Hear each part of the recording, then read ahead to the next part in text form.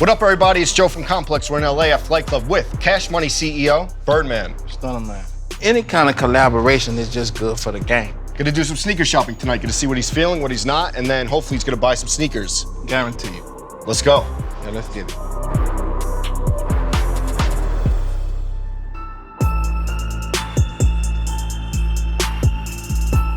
Birdman, saw the documentary before anything. They said by 16, you had 7 cars. Yeah. Were you into cars more than sneakers? We was more into Chuck Taylors and Reeboks. Okay. And then, you know, Nike was a fad too in the town, but our project, we was on Reeboks and Jabos, so Right. it was hard about it with the Reeboks. But when you go to jail, you gotta wear them Chuck Taylors. We've had a lot of people on the show that always say that New Orleans really influenced their style. We had Jarvis Landry from the Dolphins, a UFC guy, Daniel Cormier, Gerbeau, and Reeboks. And Kendrick, when he had his Reebok collab, even said that you guys influenced him. You guys put it on the map. We wasn't even consciously of what we was doing, bro. We were just representing the culture, where we come from. We considered ourselves as soldiers. And that's what we were just on, Reeboks and Jabos. Unless you was in jail wearing Chuck Taylors. Chuck Taylors. Reebok comes to New Orleans. Juvenile's I Got That Fire video. Right. They came and dropped off a bunch of Reebok classics and a Reebok workouts. Were they the first brand to embrace you guys?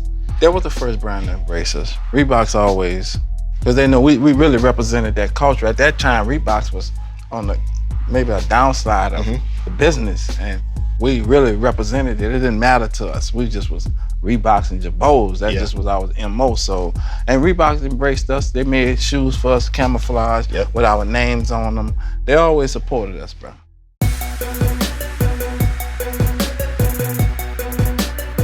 Birdman, we get a lot of people on the show that love Jordans. Yeah. I haven't seen you in a lot of Jordans though. I love Jordan, but I don't know the collection like that. Okay. I've never been big into it. I had my selections of Jordans. I loved them, but I never really wore Jordans. We always had either was high fashion or Reeboks and Jabos. But my kids, and I support the brand, Yeah.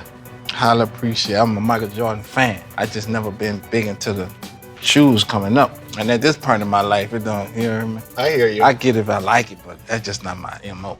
You go to a lot of basketball games, sit courtside. Who current players do you like? I'm a big Westbrook fan. Yeah. Curry, Yeah. Durant, you know you gotta like LeBron, there's no secret. Yeah. But them new cats, I like Kyrie Irving. He's like my favorite right Went now. out on his own, killing I it. just respect his decision and how he handled it and how he handling it. Yeah. You know, that take a gangster, a man, to really put himself in that position and stand up like a man. So I respect that the Definitely. most. 2004, you sign a deal with Lugz. You signed many deals in your life. How lucrative was that? Very, very. I sold quarterly 1 million pair of tennis regularly. And I still deal with Lugz today. I got the utmost respect for them. They bought me houses Did they? in my times. Yeah. My house in New Orleans, they paid for that. Wow. $3 million. And that was way back then. So I just respect the whole staff over there. They always show me love. Now your designs, I remember you had like an Air Force One looking one, a Gucci one. Where were you getting inspiration from? Were you looking around and what's in the market and then doing your own let's twist? Just go with the fashion. Like they Yeah. was doing, they got a whole team over there. You know, they be damn near a year in advance. So they get to see what the fashion gonna be like and self-predicting it before it even be coming like that. So that shit was kind of weird to me to watch how they do that. You're big into Air Force Ones, is that fair to say? Definitely. White on white your favorite or what? I do the, we call them A1s. We call them G-Nikes on the crib. I just be on my G-Nike thing. That's just my thing. That's my favorite Nike shoe. Tough to keep clean? I wear them one time and throw them Really? away. How many pairs at your house do you think you have right now? You know, I buy them by the dozens, so I never counted how many, but I knew I threw away thousands of them because I wear them one time and I don't wear them no more.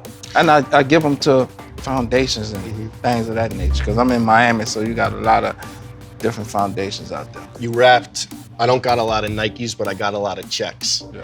Did you ever feel like you wanted to compete with Nike or what? No, it's impossible to compete with Nike. But you're a competitive dude. Yeah, but I could never compete with Nike. You know, that's a big, you know, that's a whole nother level. There's levels to this shit, whatever you get into. So I always respect all the cultures of the game. Nike as a real player in the business. Yeah. You got Reeboks and all these players, Adidas, these real players in the business. So I just was doing me. I was never with the mindset of entertaining them people in no kind of way.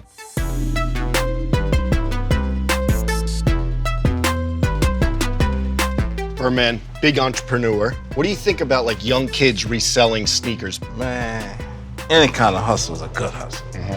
You understand me? But the sneaker game has become such a major business, you understand me? Because kids are off into it. I just think it's a positive thing of life. As long as you ain't doing nothing wrong, bro, you can't be wrong with doing right. Absolutely. So I respect it. At the heyday, you guys selling tons of records. Everyone is super hot on the label. How many sneaker deals came across your table? Wayne had Super, but there had to be more. Nah, that's a part of the culture, bro. Sneakers, shoes, fashion, a lot of them. And we did a lot of different deals. You know, Drake got Jordan deals. And everybody's still doing their thing, but you know, fashion is just a part of the culture. So I really don't get involved in what they do. You know, that's their own thing on personal outside of what we do with the music. So I'd be proud of seeing how far they taking it and knowing how far we come with it. So to me, I'd be more proud for them than anything, you know? So I just stay down and just play my role. Well, we talked about everything now. The easy part, hit the browser shelves. Yeah. Take home some sneakers. I gotta get my daughter some shoes. She like the Yeezys. All right. I gotta get my son, he like the Jordans. Okay. And you know, I got my sister and them with me, so we just gonna get whatever we feel like getting. Let's do it.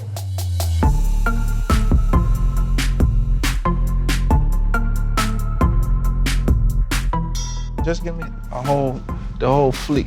All sizes, every size, top to bottom, whatever color you got.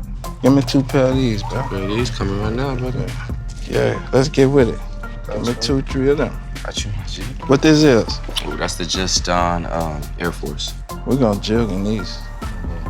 That's what I want. 10 and 12. Give me mine. Let's get it.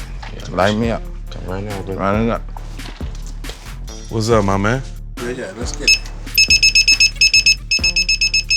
All right, my man. The total is $8,458.95. Say no more.